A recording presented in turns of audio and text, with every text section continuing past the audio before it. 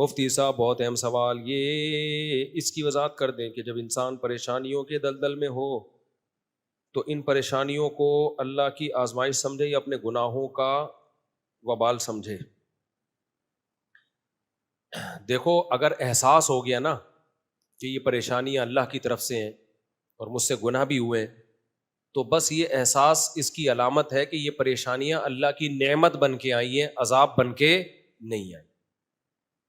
یہ آپ کو اگر یہ احساس ہو رہا ہے نا، تو یہ احساس اس کی علامت ہے کہ یہ اللہ کی نعمت ہے، چاہے وہ بطور آزمائش کے آئی ہوں یا گناہ کے سزا کے طور پر آئی ہوں، اس سے آپ کا لینا دینا ہے نہیں۔ لیکن اگر پریشانیوں میں اللہ یاد ہی نہیں آتا تو پھر یہ پریشانیاں 100% اللہ کا عذاب ہی ہے، اس میں کوئی اور مصلحت نہیں ہوتی۔ یہی علامت ہوتی ہے پریشانیوں کے نعمت اور عذاب ہونے کی۔ جب پچھلی قوموں پر عذاب آئے تھے نا، تو ان کو پھر بھی اللہ کی طرف توجہ نہیں ہوئی تھی، بلکہ اس کا بھی مذاق اڑاتے تھے وہ۔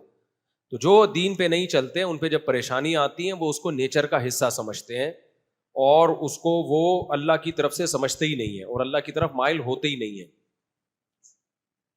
مفتی صاحب، دل اور دماغ کا سکون کن چیزوں میں روحانی سکون کسے کہتے ہیں؟ دیکھو، انسان جب مینٹلی ڈسٹرب ہوتا ہے تو اس کو بے سکونی کہا جاتا ہے۔ اسٹریس ہے، جس کی بہت ساری اصطلاحات ہیں آج کل، وہ آپ کو جو نفسیات کے ماہر نفسیات ہوتے ہیں وہ بتائیں گے، انزائٹی میں، ڈپریشن میں، اسٹریس میں کیا فرق ہے، ٹھیک ہے نا۔ دیکھو، جب بھی بے سکونی ہوتی ہے اس کی دو وجوہات میں سے ایک وجہ ہوتی ہے، یا تو اس کی وجہ ہے کوئی باڈی یعنی کوئی مادی وجہ، ہم اس کو کہہ سکتے ہیں آسان زبان میں۔ مثال کے طور پر آپ کی نیند ہی پوری نہیں ہوئی ہے، اب آپ اللہ پہ کتنا توکل، کتنا اعتماد، اللہ سے کتنا مضبوط تعلق، پھر بھی آپ بے سکونی میں آؤ گے، کیونکہ آپ کی باڈی ڈسٹرب ہے۔ نہیں بات سمجھ؟ اس بے سکونی کا علاج یہ نہیں ہے کہ دنیا کا مسافر خانہ ہونا دماغ میں لائیں، اللہ سے محبت بڑھائیں۔ اس کا علاج ہے کم بخت سو جا، یا نیند کی گولی کھا کے سو جا، نیند پوری کر لے۔ تبھی ہم نے بہت سے نیک پرہیزگار لوگ، انتہائی با اخلاق، جن کی پیشانی پہ کبھی لکیر نہیں، میٹھی بات ہی ہم یہ زبان سے نکلے گی، ان کو بھی ہم نے غصے میں، بلا وجہ غصے میں دیکھا ہے۔ وجہ کیا ہے جی؟ سوئے نہیں ہے حضرت جی، 24 گھنٹے ہو گئے حضرت جی سوئے نہیں ہے، تو حضرت جی کی بھی اوپر کی سیٹنگ آؤٹ ہو سکتی۔ میں تو لوگوں سے کہتا ہوں میری نیند پوری نہ ہو نا، میرے قریب مت آؤ۔ گھر میں بھی میں نے کہا ہوا ہے، کیونکہ میں جب نیند پوری نہیں ہو، مسلسل جاگ جاگ کے دماغی کام بھی ہو، جاگ بھی رہو، تو میری بھی سیٹنگ آؤٹ ہوتی ہے۔ پھر میں بول دیتا ہوں ملاقات کے لیے کوئی آئے نہیں ملنے دو، کیونکہ میں اس سے بدتمیزی کروں گا، بعد میں مجھے ندامت ہوگی، یار اس کا قصور تھا نہیں، میں نے کیا کی؟ بدتمیزی۔ کیونکہ کنٹرولنگ پاور انسان کی کیا ہو جاتی ہے؟ ختم۔ اس لیے گھر میں بھی میں نے کہا ہوا بھائی، میری جب نیند پوری نہ ہو، میں جب گھر میں سونے کے لیے لیٹتا ہوں نا، تو گھر والوں کو کہتا ہوں کسی قسم کی کوئی رپورٹ پیش کرنے کی بالکل اجازت نہیں۔ یہ تھا وہ تھا، گھر میں تو 100 قصے ہوتے ہیں نا۔ اٹھ جاؤں نا پھر بتاؤ، پھر کوئی الٹی بات بھی ہوگی تو کھوپڑی زیادہ نہیں گھومے گی، تھوڑی سی گھومے گی۔ نیند پوری نہیں ہوئی، کیونکہ اب آپ سونے کے لیے لیٹے اور گھر والوں نے کوئی ایسی بات کی جو آدمی دل پہ لے گیا، صحیح ہے نا، وہ زیادہ لے کے جاتا ہے پھر۔ یا کوئی، اچھا سوتے میں موبائل بھی اس لیے میں نہیں دیکھتا موبائل، وجہ اس کی یہی ہے، موبائل پہ الٹی سیدھی خبریں آ رہی ہوتی ہیں، آدمی اسٹریس میں جاتا ہے، تھکا ہوا ہوتا ہے نا جب سونے کے لیے لیٹتا ہے، تو تھکے ہوئے میں انسان کی سینسٹیوٹی بڑھ جاتی ہے، حساسیت بڑھ جاتی۔ اب سونے کے لیے لیٹے تو اس وقت جب آپ تھکے ہوئے ہو، آپ کی سینسٹیوٹی بڑھ جاتی ہے، آپ اس کو زیادہ سیریس لینا شروع کر دیتے ہو، تو ایسے موقع پہ آپ کی نیند گئی، تیل لے لیں۔ پھر جاگے ہوئے ابے ان کو یہ کیوں بول دیا، اس نے یہ کیوں بول دیا، پہلے کچھ اور بول لیتے، اب یہ کیوں بول دیا، آدمی غصے میں۔ ہمارا لینا دینا کچھ ہے نہیں، بلا وجہ ہم بستر پہ کلابازیاں کھا رہے ہیں، ٹھیک۔ پھر ایک کلپ آ گیا تربوز کے فضائل پر۔ تربوز بہت زبردست چیز ہے، اتنی نہیں بھائی جتنی اس کو، ایسا جیسے سونے کے نوالے کھا رہے ہو آپ گرمیوں میں تربوز۔ یوٹیوب پہ یہی آ رہا ہوتا ہے نا، اتنا بڑھا چڑھا کے پیش کر دیا، بے بھائی تربوز ہی کا ٹرک لے کر آؤ اب گھر میں، اب آٹے دال کی ضرورت نہیں ہے۔ پھر آدمی کہتا ہے یار اتنا تو نہ پھینکو یار، بہت فائدہ مند چیز ہے، اس میں دو رائے نہیں ہے، اتنا تو نہ پھینکو۔ اس پہ پھر مجھے غصہ آنا شروع ہوتا ہے اگر تھکا ہوا ہوں۔ کہ بھائی تو کیا کر رہا ہے یار, لوگوں کو کیا لسن, ایسے ایسے لسن کے فضائل ہیں, آدمی کہتا ہے سب کچھ کچن سے اٹھا کے باہر پھینک دو, صرف اب لسن ہی سے روٹی کھایا کریں گے ہم. یوٹیوب پہ ایک سے ایک پھینکو پڑا ہوا ہے, اچھے لوگ بھی ہیں, سارے پھینکو نہیں ہیں. تو اس سے کیا ہوتا ہے, پھر ملک میں کوئی الٹی سیدھا کلپ آ گیا اسٹیٹ کے خلاف, یا کوئی کسی نے لمبی پھینک دی, ملکی حالات, پھر یہ ہو گیا, پھر وہ ہو گیا, ایک اور ڈاکو نے بندے کو مار دیا. اس سے ہم ڈاکو کو تو پکڑ نہیں سکیں گے, لیکن کیا ہوگا, نیند کیا ہو جائے گی, اڑ جائے گی, آدمی ڈپریشن میں جاتا ہے. اس لیے بہتر ہے سونے سے 1-2 گھنٹے پہلے دیکھو ہی نہیں دنیا میں ہو کیا رہا ہے. آپ کے جاگنے سے اگر ملک کے حالات ٹھیک ہو جائیں نا, پھر تو جاگ بھی لے آدمی نا. یہ سارے ڈاکو پکڑے جائیں تو ہم جاگ بھی لیں. جب لاشیں تڑپتی ہوئی کراچی کی سڑکوں پہ نظر آتی ہیں, یا غزہ کے حالات کی ویڈیوز آپ کے سامنے آتی ہیں, تو نیند آئے گی پھر آپ کو رات کو؟ وہاں لاشیں تڑپتی ہوئی آ رہی ہیں, غزہ میں کیا کیا کچھ ہو رہا ہے.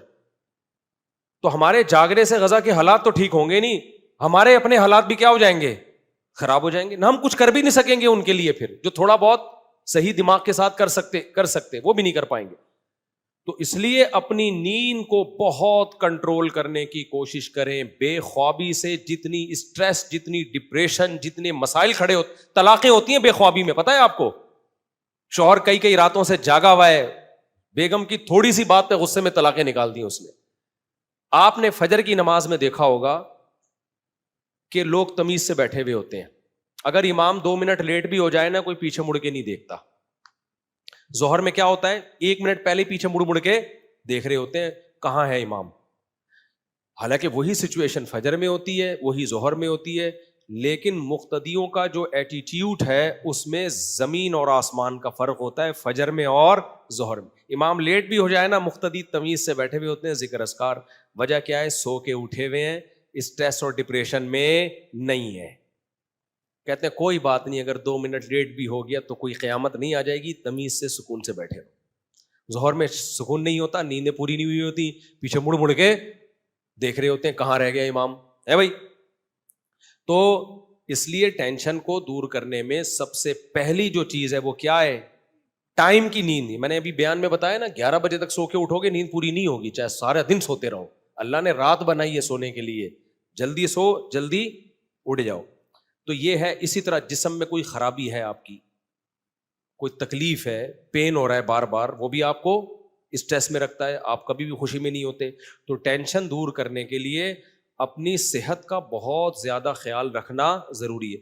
جس آدمی کا کولیسٹرول بڑھا ہوا ہے, جس کا نارمل ہے, دونوں ایک جیسی حالت میں کبھی بھی نہیں ہوتے. سمجھتے ہو؟ جس کا کولیسٹرول بڑھا ہوا ہوتا ہے نا, فیٹ زیادہ ہو وہ ٹینشن میں ہوگا, جس کا ویٹ زیادہ ہو وہ ٹینشن میں ہوگا, جس کا ویٹ کنٹرول میں ہو وہ کم ٹینشن میں ہوگا. میں نے پاناما میں ایک ویڈیو بنائی تھی, آپ کو پتا ہوگا, 2 آدمیوں کی میں نے تصویر دکھائی پرانی, پورے گول مٹول سے تھے وہ.